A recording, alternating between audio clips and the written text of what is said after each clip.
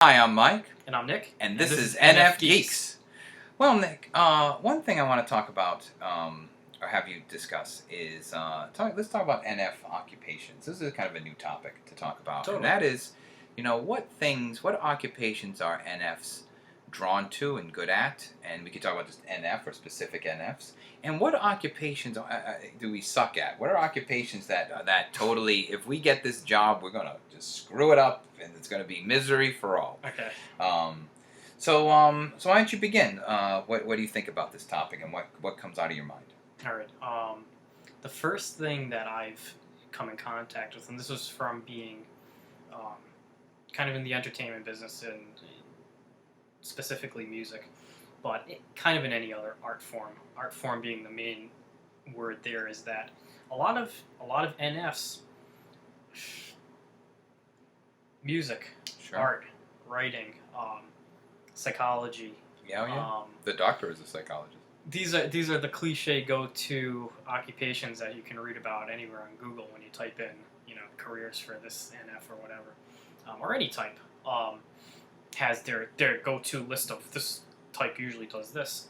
I think the fortunate and unfortunate thing about NFs is that a lot of the inherent traits that make you good or bad at certain things, the things that a lot of NFs are good at are not all the time, not necessarily marketable, but I'd say more, if I found the perfect word, it would probably be something like profitable. Like, sure. A lot of the NF inclinations and the natural aptitudes aren't as no, profitable, and in fact, it might even be the worst of the four temperaments when you think about it. SPs at least have skills that are transferable. SJs, of course, run that whole thing. And NTs obviously have transferable skills, Yeah. But where are the NFs, right? Exactly. And I find that, they always talk about, who are the hippies struggling, and I think they're probably mostly NFs. They can be, yeah. Yeah. I think you've hit upon something here. Yeah, and this has affected me. I went through the whole school system, graduated college 2 years ago, have degrees in communications. Oh, that is such an NF degree, too. Yeah, that's fantastic. A little tough for an INFJ. It was tough getting through some of that. Oh, sure, because you're introversion. Yeah, like but I know a lot of ENFP communications. Yeah, and ENFJ is a huge communications major. But in communications, I was more interested in the communication theory element of it, and the marketing side of communications, or should I say the communication side of marketing, and psychology. Yeah. I'm a psych minor myself. Yeah, I have a degree in psychology and communications. The 9 to 5 choices I was going in the direction of, if music didn't launch the way it did for me, was I probably would have ended up doing marketing or psychology. The two things I got my degree in. So those were more of the 9 to 5 things I could see myself doing. Human resources was something I was dabbling with. That's very NF too. Yeah. So these were more of the 9 to 5 things, but unfortunately, in my heart, I was always feeling, well, those are things that I'll have to do as a 9 to 5. As an NF, you just don't want to. No. You just don't want to settle. That is just that's settling. Right. Especially for 9 to 5. I said in one old video, there's no NF working 12-hour days. Yeah. At a factory. Yes. Oh God, misery. They're miserable. Yes. Unless they hit a good thing, but one thing I've in my own profession is that as a college instructor is that I've tried to make it sort of NF-y as possible. Yeah. So, for example, I always, and this is going to sound so NF to you, but the other teachers don't get what I'm saying, is that teaching is a performance art. It's not a knowledge, it's performance. They're like an audience and you're on the stage. I always jokingly say, this is the mic show, and it is the mic show. So as an ENFP, that part of it, being in the class talking, is very easy for me. I'm never nervous. Some teachers are like nervous. Yeah, I would get nervous. You're right. All the introverts, it's a misery. Yeah, I'm never nervous. I don't care. It could be 30 people in there. I'm like, yeah, let's go. But you know where I screw up on that's really hard for me? Because I'm a perceiver, grading is a misery.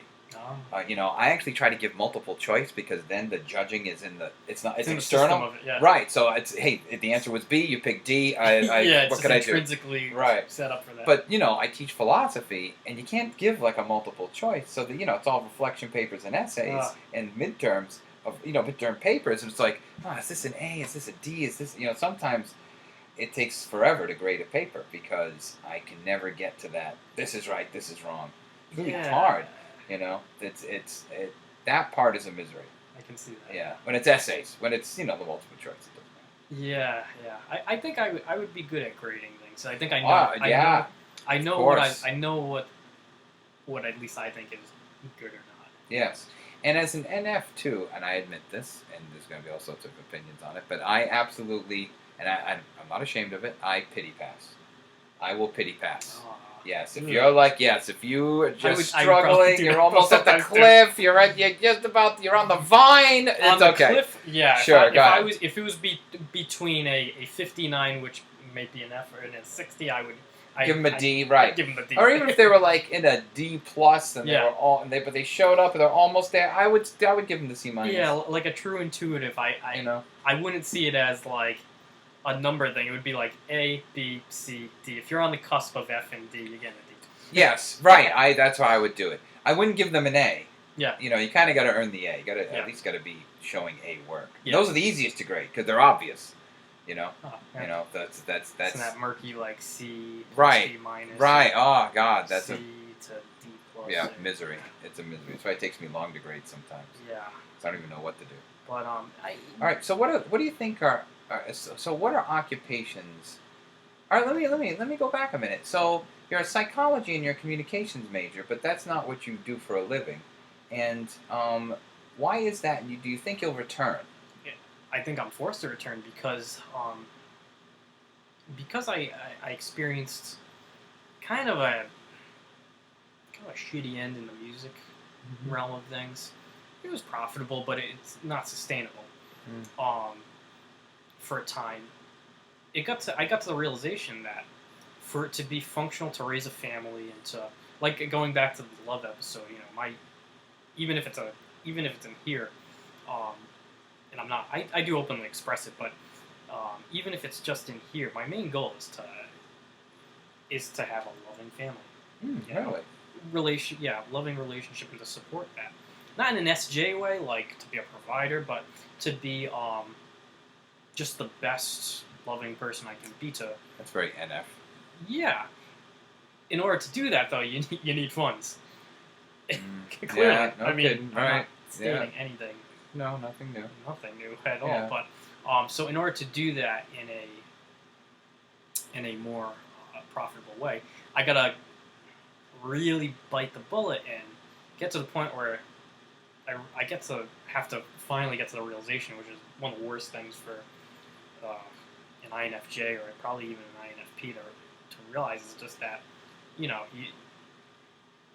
got to kind of reposition the dream. If the dream was once to be a famous artist or rock star or poet or something, go down in history, if that's been, your new dream might be being in a relationship or being in a family situation or whatever. That might be the new dream, and then the occupation kind of has to be the supplemental. Sure. But can it still be an NF? While still being in the NF realm. So what I've kind of gotten back into is the idea of getting back into what I went to school for. Because what I went to school for was not what I had dreamed. I didn't become a music major or an art major or even a writing major. Right. I when I was in college, I had the idea, like, if it's going to be... I want it to be something I'm good at and something that I do truly love and am passionate about. But I do want to still, hopefully, be profitable. And I've gotten to the point where now I'm getting back to thinking about getting into marketing, which can be a very NT profession also, but... Well, in marketing, there's a creative part that's very NF and very good for the INFJ. And especially with a lead intuitive. ENFPs are great at marketing, ENTPs. Sure. And I've seen a couple of INFJs in my experiences. And it came naturally to me. So marketing, probably more on the public relations side of things and the communications. I do freelance copywriting, which is very INF, whether it be P or J. Sure.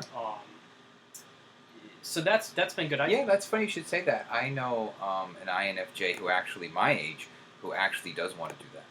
Yeah. Yeah, they're actually interested in that. So that's funny you should say Yeah. that. But I also think other careers that would be good would clearly be getting into counseling, psychology. Yeah, social work. INFJs are actually great counselors. Believe it or not. Yeah. Well, not believe it or not. It's many of the. You know what else too? Okay, not only great counselors, but some of the best. And I'm not saying you want to do this, but some of the best special needs teachers, like little special needs here, have been INFJs because they're introverted and they talk quietly. You know, and they're doing one-on-one with the person, and that really makes a difference for like a kid who's like all over the place. Really, that's you know, you would think it would be extroverted, but no, it's absolutely not. Yeah.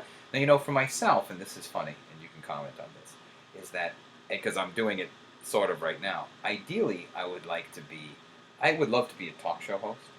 Like I would, I mean, that's why NFGeeks is like this. I would love to be like a real talk show host. You know, even like Ellen DeGeneres or Oprah or whatever. I would love doing that. I would. I actually kind of, in my mind, this is how old I am.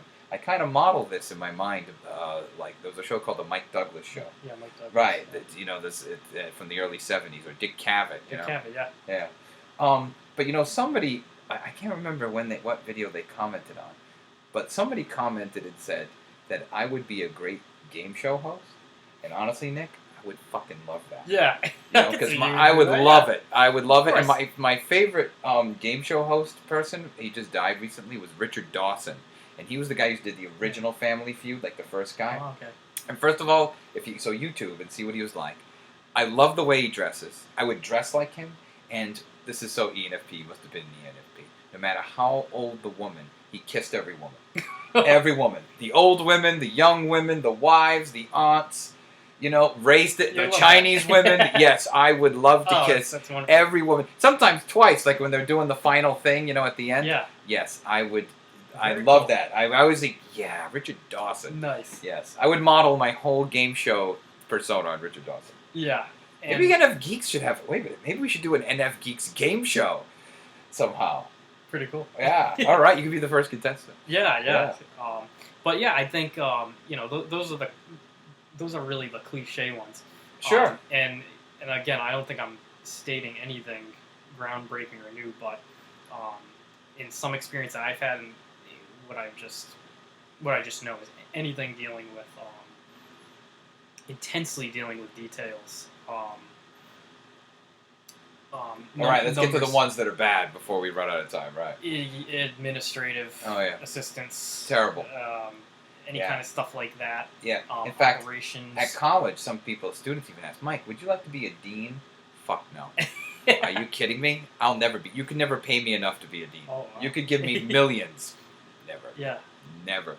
Yeah, no. Anything highly administrative in a very tight corporate structure. Oh yeah. I would fail at it.